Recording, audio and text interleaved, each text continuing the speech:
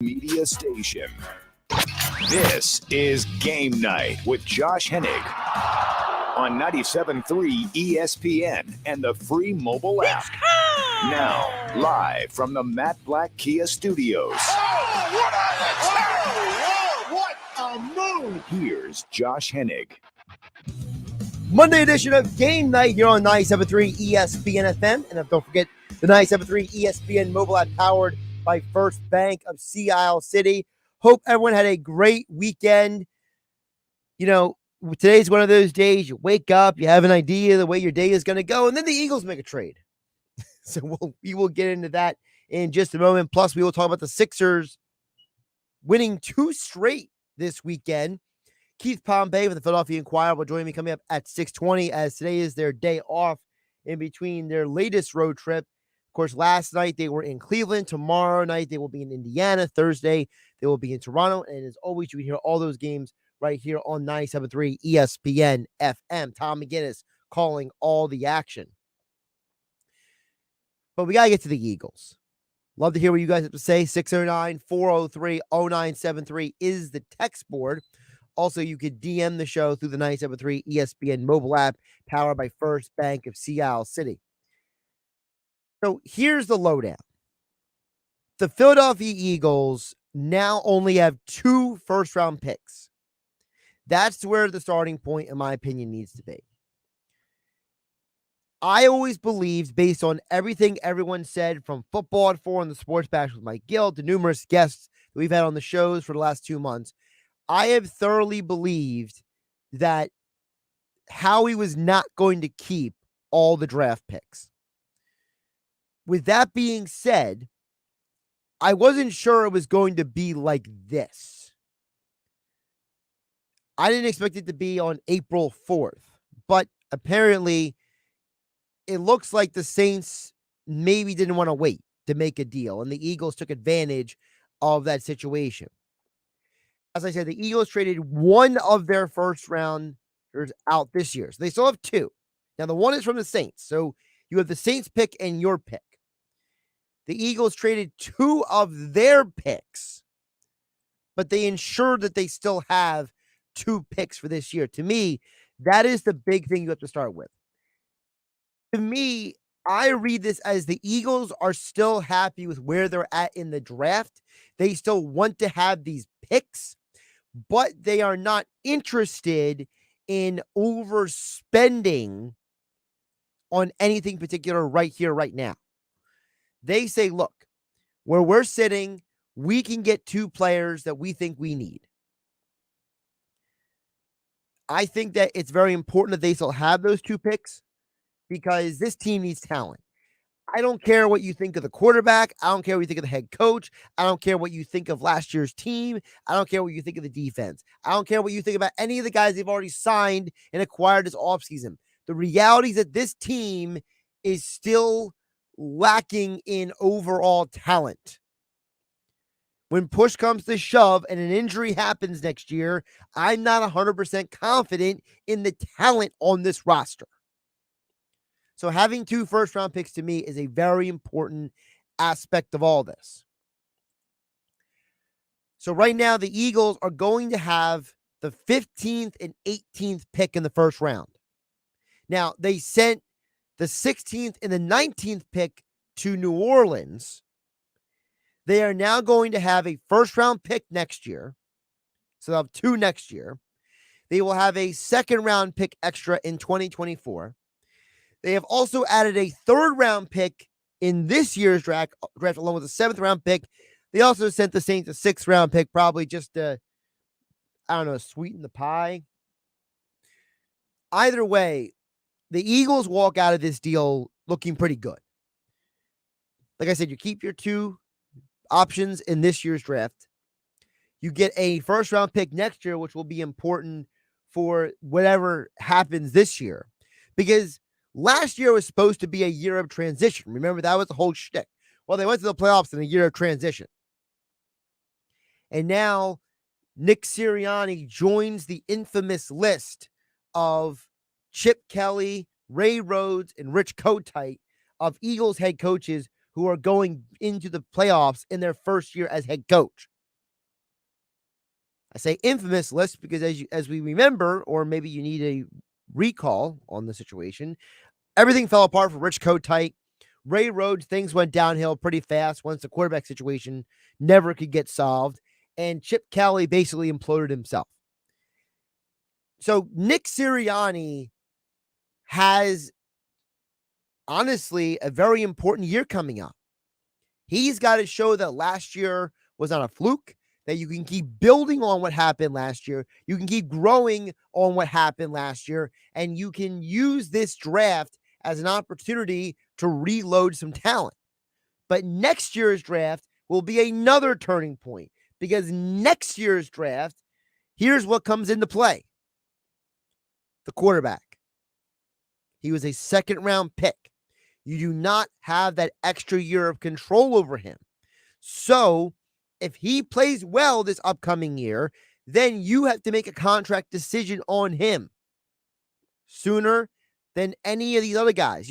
Lamar Jackson, Baker Mayfield, Josh Allen, all those guys from that draft a couple of years ago, Sam Darnold, they all had that 5th year that the team could opt in to hold them on to before signing to an extension.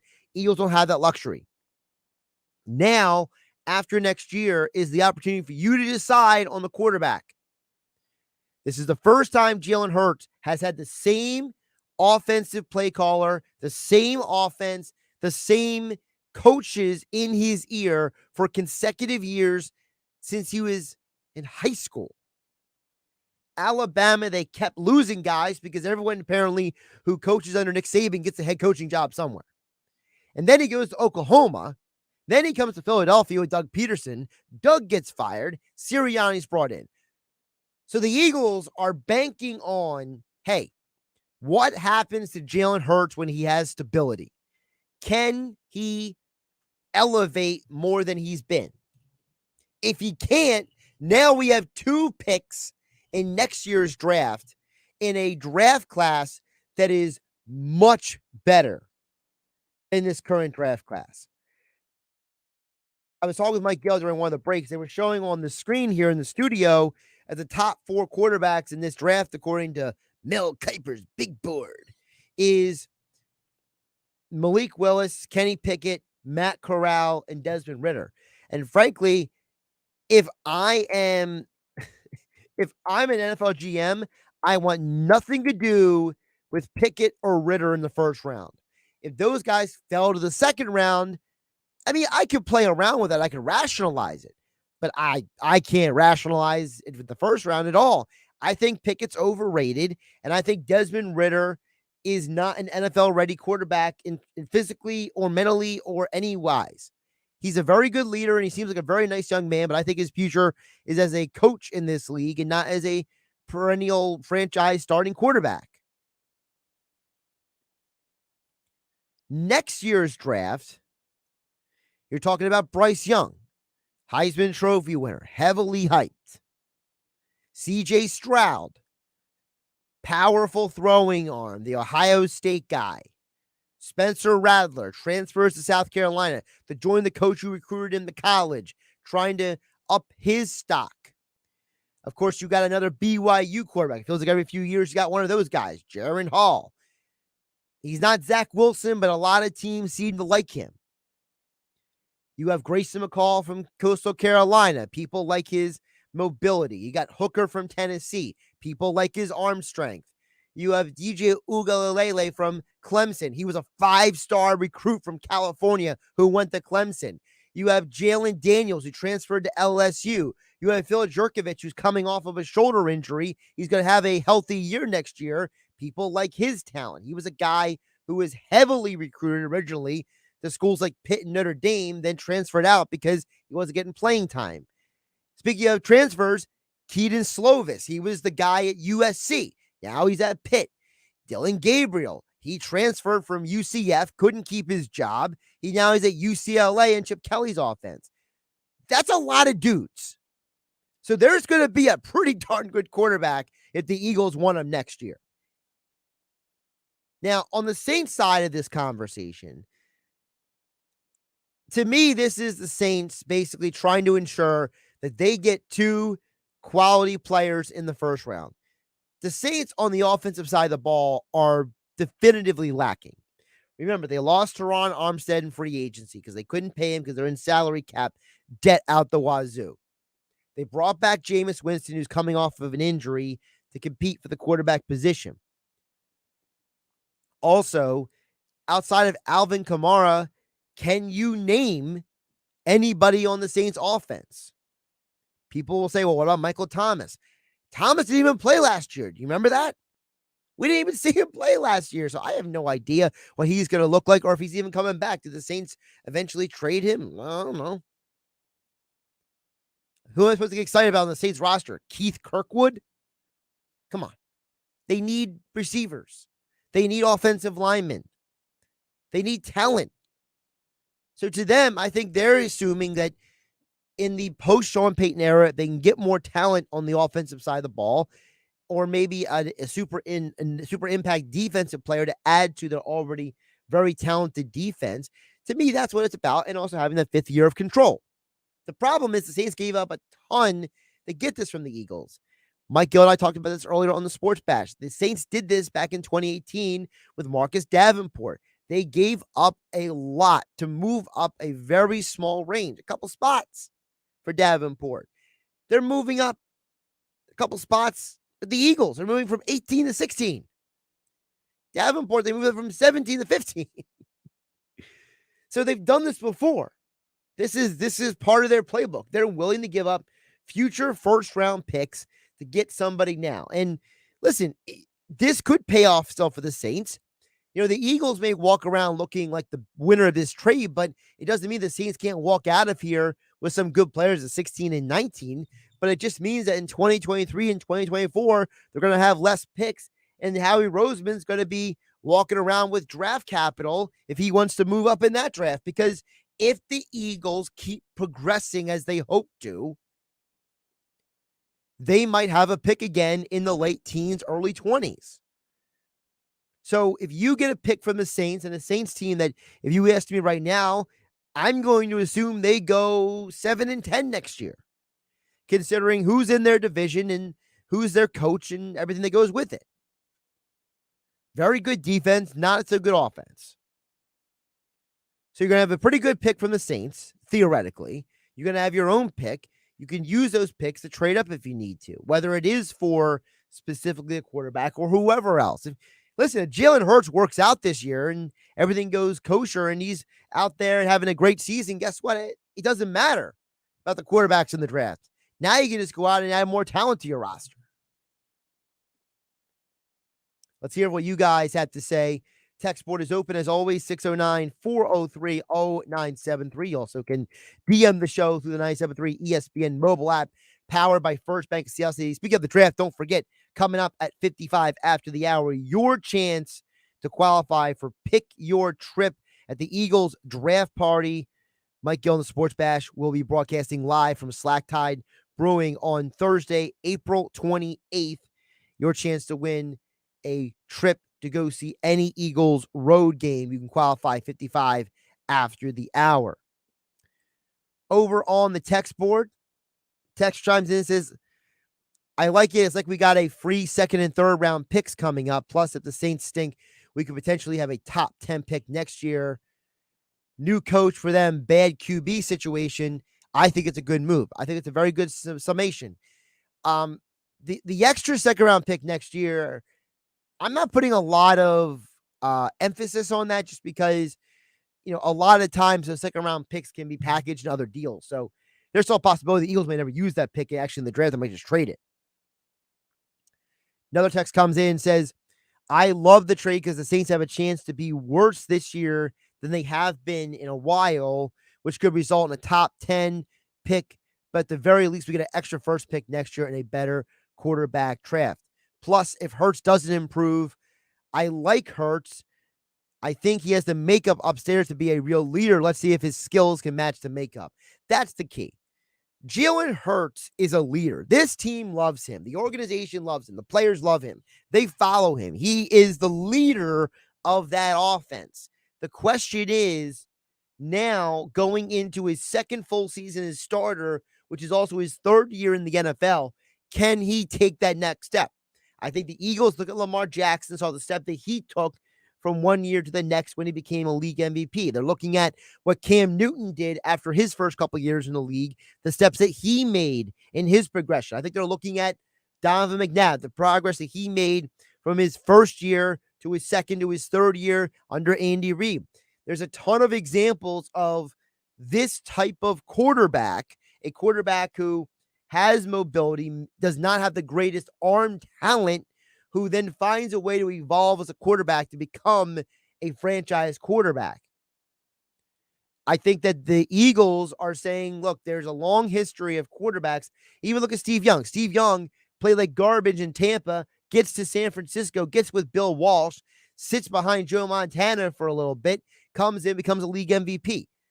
Mobile quarterbacks can win in the NFL. The question is, will the quarterback himself take that next step? All right, we're going to switch it up. Coming up next, Keith Pompey with the Philadelphia Inquirer. Sixers win 2 over the weekend after losing 3 straight. Which team are they? We'll ask Keith next here on 97.3 ESPN FM and the 97.3 ESPN mobile app, powered by First Bank of Sea Isle City. Drive to the rim, floater good. It's the NCAA Championship game on 97.3 ESPN. Experience the madness of the NCAA tournament. How good is this? Only on 97.3 ESPN. For the win! March Madness. For 3! Good! On 97.3 ESPN. Brought to you by Resorts Casino Hotel, home to DraftKings Sportsbook. Visit resortsac.com. At Ocean First Bank, our first thought is you. We put you first in all we do. Community banking for a century. We treat you like your family. Whatever you need, whatever you dream, let's make it a reality. Ocean First Bank, putting you first. When it comes to our customers, convenience matters. That's why we offer top-rated digital banking services with just that in mind. From online account opening to contactless payment options to mobile check deposit, right from your phone. Whatever you need, whatever you dream, let's make it a reality. Ocean First Bank, putting you first. Member FDIC, Equal Housing Opportunity Lender. So when life throws you uh-ohs, just save, better get Mako. Go to Mako.com for an online estimate today. Hi, my name is Takia, and a little thing that I love about the Smokehouse Barbecue Bacon Sandwich is when I take a bite, it's the perfect blend from the bacon to the cheese. It's perfection. Hey, I'm Katora, and a little thing I love about the Chick-fil-A mac and cheese is it kind of melts in your mouth, so you know it's creamy, cheesy, and delicious. This gooey mac makes me cheese every time. Order dinner delivered on the Chick-fil-A app today. Delivery fee and other restrictions apply. Real guests paid for their testimonials. Hey y'all, this is your girl Cheryl Underwood, and I want to tell you something. My digestive system used to make me feel sluggish, but those days are over. Now I feel great. That's because I increased my fiber intake with the Metamucil 2-week challenge, and I'm still hooked. I just took Metamucil every day for 14 days, and it's really that easy. Metamucil traps and removes the waste that weighs you down, so you feel lighter and more energetic. Now I never want to go back to that heavy feeling. Are you ready for the Metamucil 2-week challenge? For a coupon and daily support, sign up at Metamucil.com today. If your date says they're on the rebound, do you box them out at the front door? Do brackets outnumber your child's drawings on the refrigerator? When you're making popcorn in the microwave, do the last 30 seconds take 10 minutes? If you answered yes to any of these questions, you may be experiencing March Madness. And if you switch to Geico, you may experience saving hundreds on car, home, motorcycle insurance, and more. Popcorn's ready! No, wait, just a second. Okay, now it's... Nope. Hang on. Geico, proud partner of March Madness. It's Masters time, and if you haven't used PropSwap to go for the green, then you're missing out. PropSwap is the only app that allows you to pick your favorite golfers and then sell your bets whenever you want. Many prop swappers make thousands just by buying and selling their golfers all tournament long. This allows you to win over and over. Get in now while the odds are high, and then sell your tickets when the odds improve and lock in profit. Get started prop swapping today and get in on the very best way to become a winner. Prop Swap, where America buys and sells sports bets. You're listening to Game Night with Josh Hennig on 97.3 ESPN and the free mobile app. Josh Hennig hanging out with you. We'll get back to your thoughts and comments in just a bit. Keep the text coming at 609-403-0973 on the text board, or you can DM the show through the 97.3 ESPN mobile app powered by First Bank of Seattle City. Don't forget, 55 after each hour, your chance to qualify for Pick Your Trip at the Eagles Draft Party. That is Thursday, April 28th at Slack Tie Brewing Company Sports Bash with Mike Yo. We'll be broadcasting live, and your chance to qualify next is 55 after this hour here on 97.3 ESPN. Right now, we're going to get into the Sixers because the Sixers won 2 games over the weekend. And despite some people's speculation, Embiid and Harden played in both. This is after they lost 3 straight previously. So who are the Sixers as we head down the stretch of this season? Keith Pompey covers the 76ers for the Philadelphia Inquirer. He joins us right now here on 97.3 ESPN. Keith, how you doing today?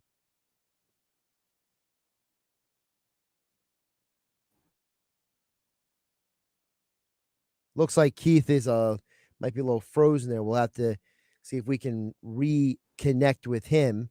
We had him there for a minute, and then we kind of lost him. So we'll see if Keith can recalibrate his connection over there as he resets it with us here on 97.3 ESPN. Don't forget, Sixers back in action tomorrow night to take on the Indiana Pacers. They won in Cleveland last night. Joel Embiid has a monster game.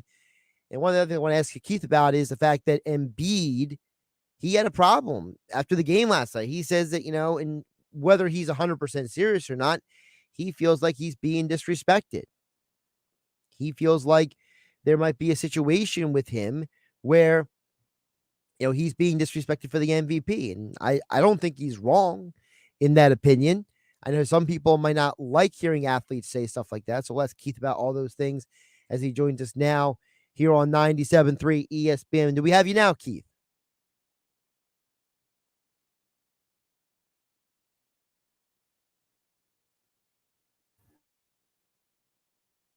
All right. I think we're having a little bit of a connection issue. So let me just reach out to Keith and see if he can maybe call in then.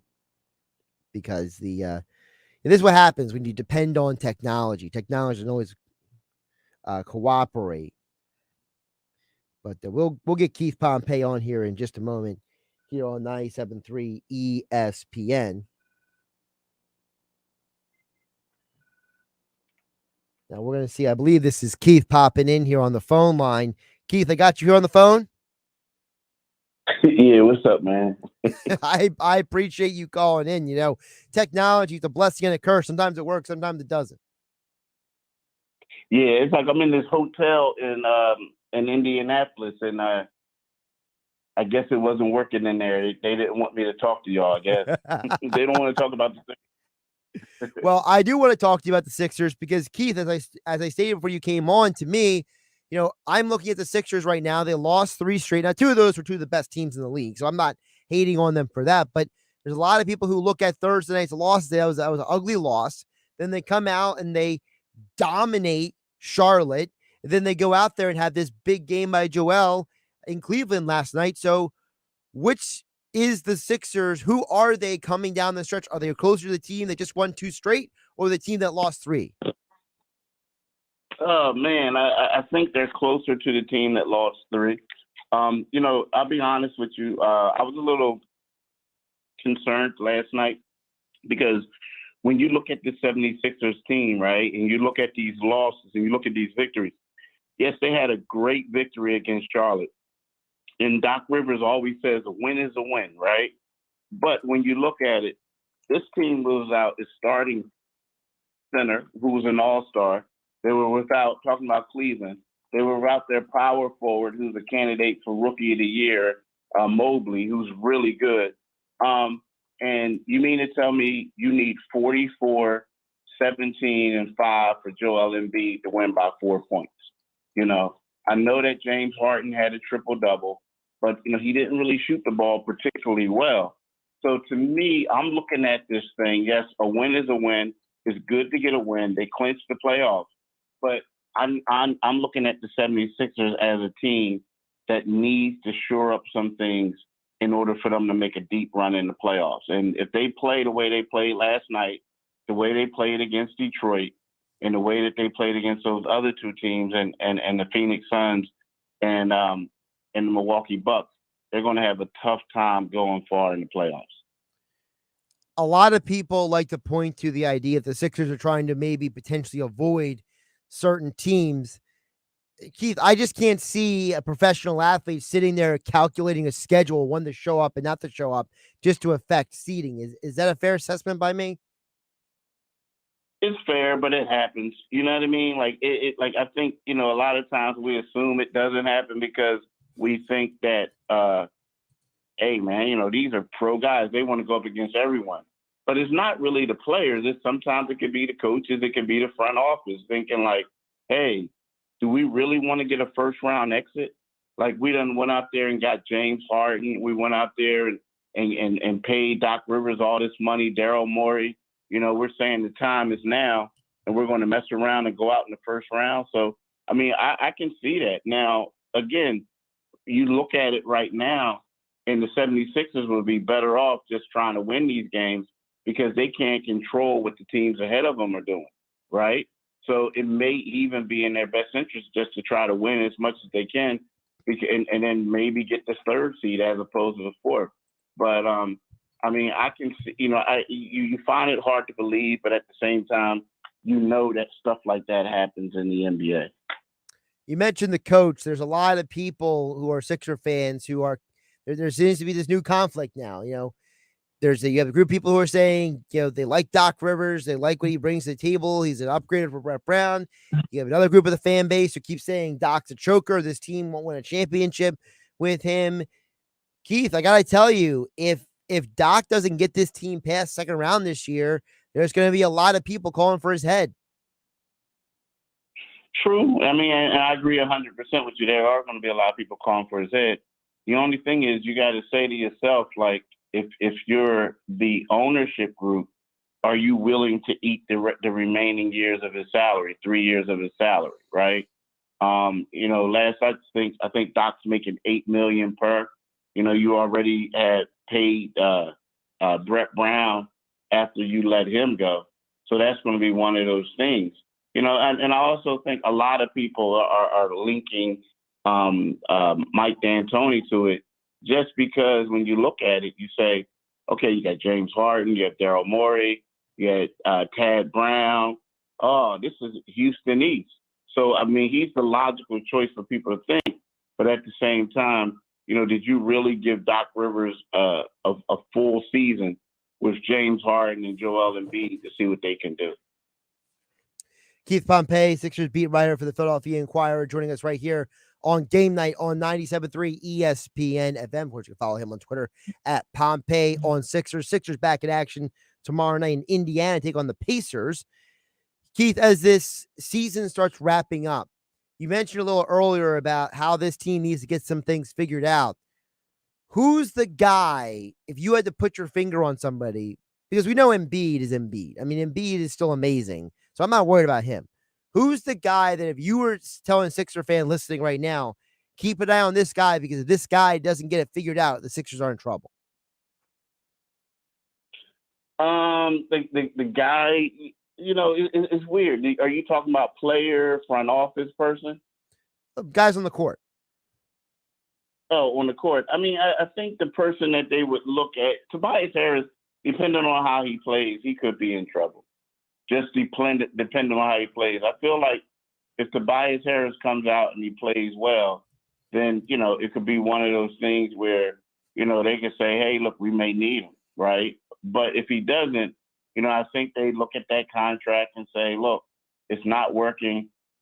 We can get a lot of money. I mean, we can trade him and trade him to a team that's willing to eat salary or whatever.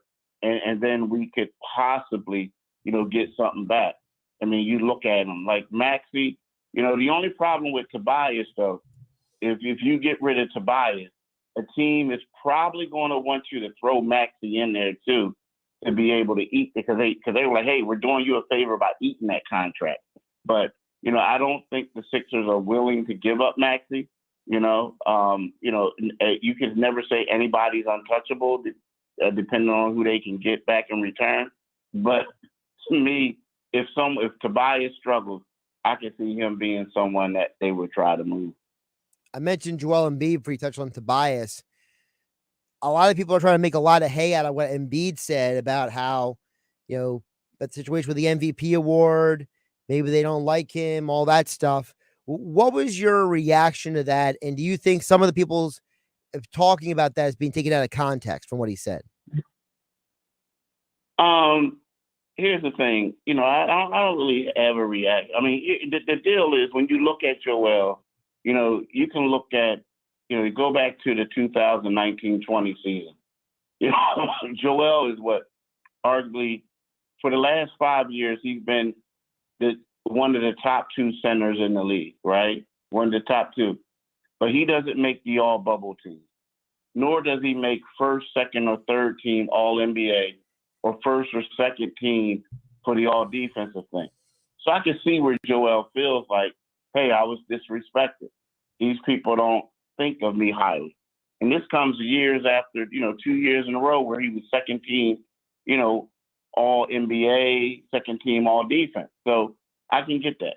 Now, the problem with nowadays with aggregation is, you know, a lot of times people see quotes and they just go ahead and like switch them up. And that's what happened in that context. Now, he did say that. He did say, like, look, I'm having a phenomenal season. I'm playing well. I did a lot of things. And if they don't, and I can't control if they don't pick me. If not, I'll have to say they don't like me. But then he's bringing in the context. But the thing about it is the way I was reading it by certain publications who were not in the room, right? The way I read it, it was like basically like, yo, y'all took out 4 sentences in between that.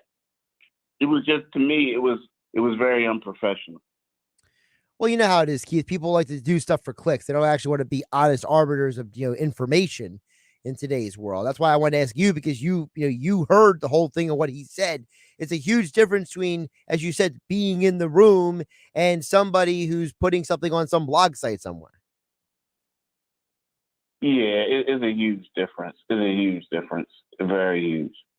Now, to follow up on that, because I think part of what Embiid's beef is, I don't think Embiid hates anybody in particular. He's not that kind of guy. But I do think that there might be a perception situation going on here, because I heard him on that JJ Redick podcast when JJ mentioned who the top 3 players in the world are. And JJ's like, it's you, it's Durant, and it's Jokic.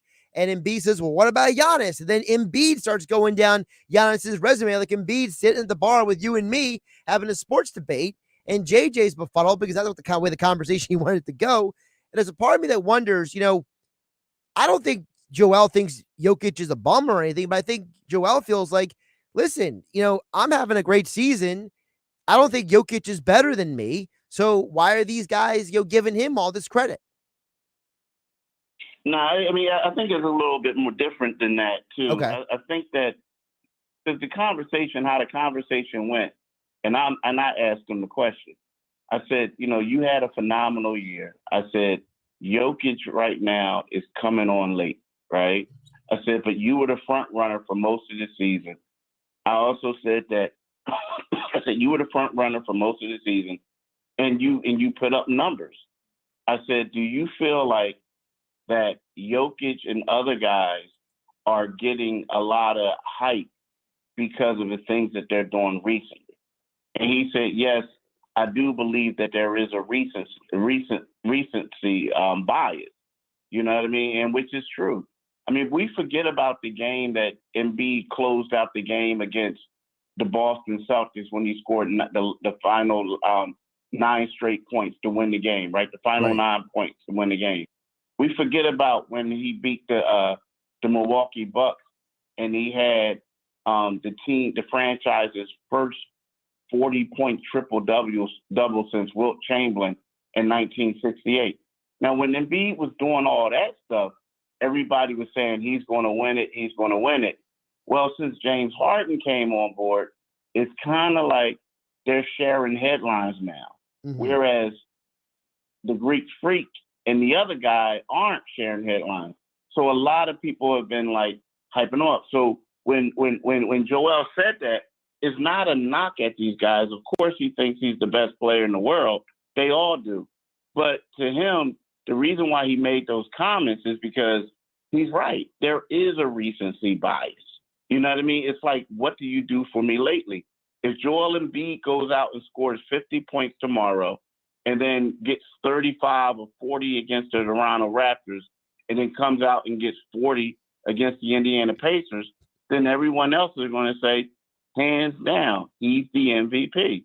So I don't think it's like him trying to make it seem like he's so much better than these other guys. I look at it as if, he's just letting it be known like, hey, I had a phenomenal season this year. And now all of a sudden, other people are getting all the accolades. See, and this has been my position, Keith, and that is Keith Pompey, Sixers beat writer from the Philadelphia Inquirer, joining us here on GameNight on 97.3 ESPN. Anybody who's listening to me knows that I feel for what Embiid is saying, because I tend to believe that I think some of these voters have a bias against him.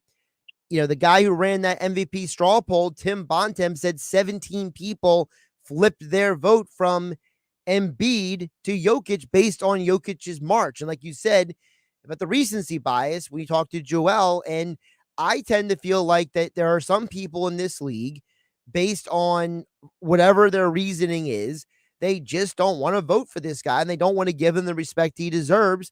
And I'm not saying it's to throw anybody particularly under the bus in the media, but Keith, you travel all over the place covering this team, and you run into a lot of different types of people, and let's be realistic, not everybody's rational. Yeah, that's true. I mean, not everybody's rational, but me, it's I don't know. I feel like if I like a guy, if I don't like a guy, I'm doing myself a disservice, and I'm doing the NBA community a disservice if I let my personal feelings get in the way. I mean, there's been guys on other teams who I just couldn't stand as a person. Right? I just don't like what they stand for. But they were a heck of a player, and they did great things, and I voted them first team. You know what I mean? So, to me, there are certain people out there like that. But it's weird for me to see someone do that. I know it happens. Like, again, there are also certain reporters, I hate to say this, if Jokic is in Denver, or if Jokic is nearby and they know him, they'll probably vote for the guy who they're closer to. And in years in the past, I voted for the Joker. I voted for I didn't vote for Embiid.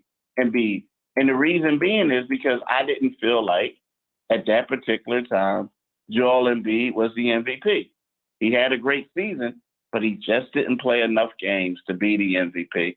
So I didn't vote him the MVP. But so there could be some guys like that who don't like him. But at the same time, I think that if that's the case, they shouldn't be voters. If you're going to hold your personal feelings towards an athlete, and vote for the other guy because you don't like one, I feel like that person doesn't deserve to be a vote. I agree with that 100%. That's a great point by you. Keith, before I let you go, obviously the Sixers are sitting right now 4th place in the Eastern Conference. They're right there with the Bucks 2.5 games behind the Miami Heat for first place. Coming down the stretch, do you expect the Sixers to be able to move up the standings, or is it safe for us to anticipate they're going to stay right there in that 4th spot? Right now it's hard because I believe they don't have they don't have the tiebreaker against Milwaukee. Right. I think when it comes down to Boston, it'll come down to conference record and division record. Boston, yeah. And I think Boston holds that one. So, I think that with 4 games left, the Sixers have to win at least one more game than one of those two teams. It could be tough. Before you asked that question, I was thinking they were going to be third. I still think that could happen. But if they, finish with the same record as one of those teams, they're stuff out of luck, as people say. But I do believe that even with all that stuff I said, that the Sixers will end up with the third record in the East, third best record. Follow him on Twitter at Pompey on Sixers. Check out all of his coverage at the Philadelphia Inquirer. He is our Sixers beat writer. And listen to the Locked On 76ers podcast. He is Keith Pompey, and he joined us right here on Game Night on 97.3 ESPN. Keith, appreciate you jumping on. I appreciate you working through the tech issues so we can get you on the air today. Yeah, thanks for having me on, my man. Josh Hennig here on Game Night on 97.3 ESPN FM and the 97.3 ESPN mobile app powered by First Bank of Seattle City. Yes, Sixers back in action tonight in Indiana. Take on the Pacers.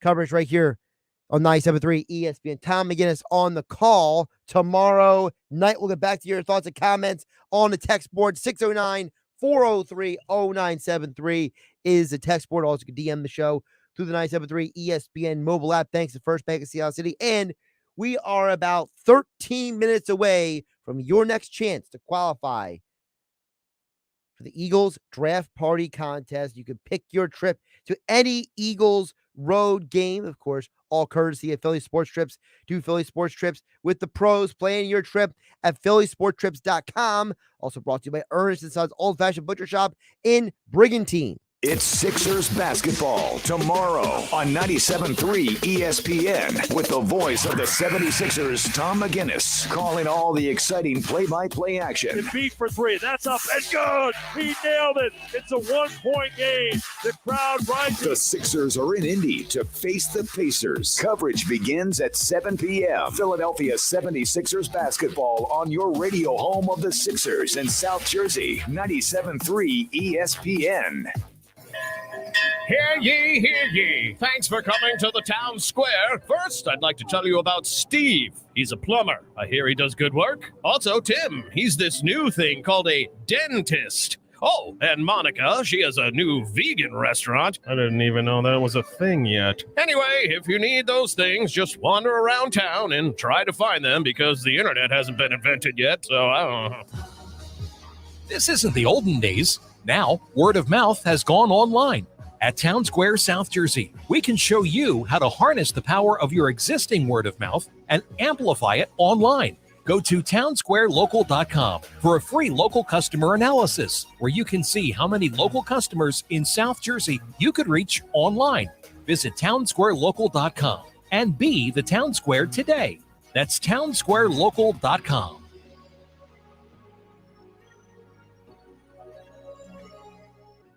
Searching for fun ways to spend your tax return? Boats for cats. Oh, flotation devices for cats. Don't waste it all on something silly. Spend smarter with Straight Talk. Get our Silver Unlimited plan for $45 a month with unlimited high-speed data and 5 gigs of hotspot data on the nation's largest, most dependable networks with nationwide 5G. If you're looking to get the most out of your refund, your search ends here. Straight Talk Wireless. No contract, no compromise. See terms and conditions at straighttalk.com. Here at Total Wine & More, you'll find what you love and love what you find. I really like this Cabernet, but what's something new? You'll love this one. Wow! You're good. Find what you love what you find. Only at Total Wine & More. Wondrous selection, expert guides, totally low prices. Drink responsibly, B21. O'Reilly. This is Sarah's O'Reilly Auto Parts story. Driving cross country with 2 young children is ambitious, to say the least. Then our check engine light came on. We pulled into O'Reilly Auto Parts and they tested it. Turned out it was a faulty sensor. They referred us to a great mechanic just down the street and we were back on the road in no time. O'Reilly Auto Parts. We're planning a trip to Spain later this year. But our Spanish is... It's pretty bad. So we're using Babbel. Babbel's conversation-based method teaches you real-life words and phrases. And with Babbel's interactive, bite-sized lessons, you'll remember what you learned. There's no easier way to learn another language. Ahora hablamos español. He just said, now we speak Spanish. Babbel, language for life. Now try Babbel for free. Just go to Babbel.com. That's Babbel.com. My heart was racing just making spaghetti. I could have waited to tell my doctor, but I didn't wait. I was short of breath just reading a book. I could have delayed telling my doctor, but I didn't wait. They told their doctors and found out they have atrial fibrillation, a condition which makes it about 5 times more likely to have a stroke. If you have one or more of these symptoms, irregular heartbeat, heart racing, chest pain, shortness of breath, fatigue, or lightheadedness, this is no time to wait. Contact your doctor. Brought to you by Bristol-Myers Squibb and Pfizer. My milkshake brings all the boys to the yard, and they're like, it's better than yours. Spilled your milkshake? Quick, the quicker picker-upper. Bounty picks up spills quicker. And each sheet is 2 times more absorbent, so you can use less than the leading Ordinary brand. So you can get back to your milkshake. My milkshake brings all the boys to the yard, and they're like, it's better than yours. Bounty, the quicker picker-upper. The uh-ohs are out there. Scratches, dents, unexpected natural events. But with Mako and their magic, your car is no longer tragic. So when life throws you uh-ohs, just say, better get Mako. And go to Mako.com to book your appointment today. With basketball season in full swing and UFC every weekend, it's time for you to experience sports betting done right at the FanDuel Sportsbook inside Bally's Atlantic City Casino and Resort. Get in on all the games you love at the FanDuel Sportsbook, located right off the Atlantic City Boardwalk. The retail sportsbook features 5 betting windows, a large video wall, 20 self-service betting kiosks, and much more. Get your game face on and score big when you bet with FanDuel Sportsbook only at Bally's Atlantic City Casino and Resort. Must be 21 or older. Gambling problem? Call 1-800-GAMBLER. Now, more Game Night with Josh Hennig on 97.3 ESPN and the free mobile app. As promised, we'll get back to your thoughts and comments on the text board. It's open 609-403-0973 is the text board. Also, you can DM the show through the 97.3 ESPN mobile app powered by First Bank of Seattle State. Another opportunity for you to qualify to go to an Eagles road game. Thanks to Philly Sports Trips, Ernest & Sons Old Fashioned Butcher Shop. The Sports Bash Eagles draft party will be at Slack Tide Brewing on Thursday, April 28th. So another chance for you to qualify to go see the Eagles on the road coming up in about 7 minutes from now. Yes, one lucky listener will get the chance to win an Eagles road trip. It's a pretty good deal. I've heard a lot of good things about people who won this contest in the past. We even haven't had an Eagles draft party for the last couple of years because of all the lockdowns, the pandemics, and the protocols. And I got to tell you guys, you know, for those who don't know, I'm working on an article. It'll be out this week about all the Brewers Cape County. And I've been telling people, to me, Slack Tide is the gold standard of the Brewers Cape County. They're what everybody aspires to be, you know, in that category. So, you know, if you're going down to hang out with Mike Gill and everybody down there, you're gonna be having a good time. I can promise you that. By the way, Slack Tide Brewing's over on Route 83, just north of Cape May Courthouse. Reggie texts in from Seattle, which is not far from Slack Tide Brewing. Reggie asks, would Howie draft a quarterback if one isn't taken at pick 15 overall? I prefer the Eagles take defense with both picks. Well, Reggie in Seattle, I think that Howie will not draft a quarterback. I'm seeing more and more people in the know, whether it's people who cover the Eagles directly or national reporters like Adam Schefter, suggest the Eagles want to give Hurts one more year. They want to give him this upcoming year to show if he can grow into a bona fide franchise starting caliber quarterback for this franchise. There is a long history in the NFL of quarterbacks who are mobile and athletic, who don't have a lot of arm talent. Okay, he doesn't have Patrick Mahomes, Josh Allen arm talent. But there's a long list of them who evolved in the first few years of their careers and got better. Obviously, one of the more famous examples was Steve Young play like garbage for the Tampa Bay Bucks. He gets to San Francisco, sits behind Joe Montana for a bit, and then becomes the star and becomes a league MVP. That's one example. You had guys like Donovan McNabb, Steve McNair. When they first came to the NFL, they had a lot of limitations as quarterbacks. They evolved and became franchise quarterbacks in this league. Cam Newton exploded for the first few weeks of his career. Next 2 years were a struggle. Then became a league MVP. Lamar Jackson, huge step from 1 year to the next, became a league MVP. Again, I think the Eagles look at Jalen Hurts.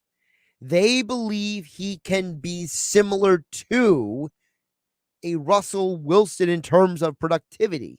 Now, whether he will be or not, we'll find out. So I don't think they're going to draft a quarterback with that pick, Reggie, in Seattle. I do think that the Eagles are looking defense, and I think that your preference is probably going to be true for at least one of the picks. I think it's safe to assume right now that either Jordan Davis or Tavon Walker, one of the 2D linemen, will be there when the Eagles pick at 15. I think the Eagles take one of those guys. Depending on what happens between 15 and 18 will determine what they do at 18. I think if there's a guy that either they didn't expect to be there at 18 is there, they might pick him. Otherwise, I think there's a possibility to pick Treylon Burks. I don't think it's a coincidence that Aaron Moorhead, the Eagles wide receiver coach, ran his pro day. He worked him out. The Eagles have spent a lot of time researching Burks of Arkansas. So I think there's a possibility they may go with the big receiver there. So you may not get all of your wish, Reggie, in Seattle, but I feel pretty comfortable saying at least one of those picks will be defensive player, and defensive impact player at that. Dan at EHC says, I have a feeling the Eagles are getting a top 5 pick from the Saints. Saints are not going to be good next year. They may only get 2 wins. I don't know about 2 wins, but the Saints over-under last time I saw was 8. So I would go as far to say that I think the Saints go 7. To me, I think a 7-10 season is pretty logical. The Saints have a high-level defense. The problem is in today's NFL, defense is not going to win you night in and night out in this league. You got to have something on offense to lean on, whether it's a run game, whether it's a high-powered passing offense, whatever it may be. So I tend to believe that the Saints are going to struggle this coming year. Now, I don't know if it's going to be a top 5 pick. I would assume it's the top 5 pick, then Dennis Allen imploded and he gets fired in a year or 2. I don't know if Dennis Allen's going to implode because I think Dennis Allen learned a lot from when he was the Raiders coach. He was very young and inexperienced and immature at that point. I think he's become a better person and a better coach all these years later. I think the Saints defense is still very, very good, but I think their offense is going to struggle. To me, Armstead, losing him in free agency is a huge blow to the Saints offensive line. And on a team where Taysom Hill has not proven that he is a legitimate, consistent starting quarterback in this league, Jameis Winston's coming off of a serious knee injury, and, well, Trevor Siemian is not the answer, to say the least. I think the Saints are in trouble. Now, there's a possibility the Saints draft a quarterback. You know, part of the reason why the Saints made this deal is because they knew the Eagles themselves were not drafting a quarterback, and maybe they want one of the young quarterbacks, so they feel like if we have 2 picks in the first round, we can use 1 pick on one of the quarterbacks, we can use 1 pick on an offensive lineman, and we can walk out of this draft with a win-win. So maybe that's what the Saints are really thinking. Maybe the Saints are the one targeting a quarterback because their quarterback situation is tenuous.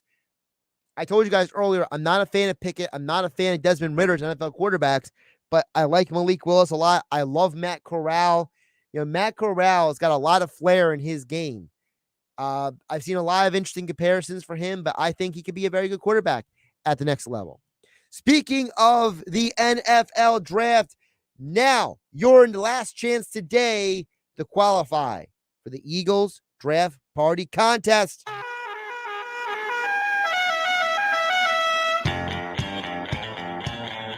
Caller number 7, 609-573-3776. Caller number 7, you will qualify for the Pick Your Trip contest at the Eagles Draft Party Thursday, April 28th, 2 to 6 p.m. at Slack Tide Brewing Company, Route 83 in GameNight Courthouse. Call number 7-609-573-3776. Your chance to qualify. Of course, this is courtesy of Philly Sports Trips.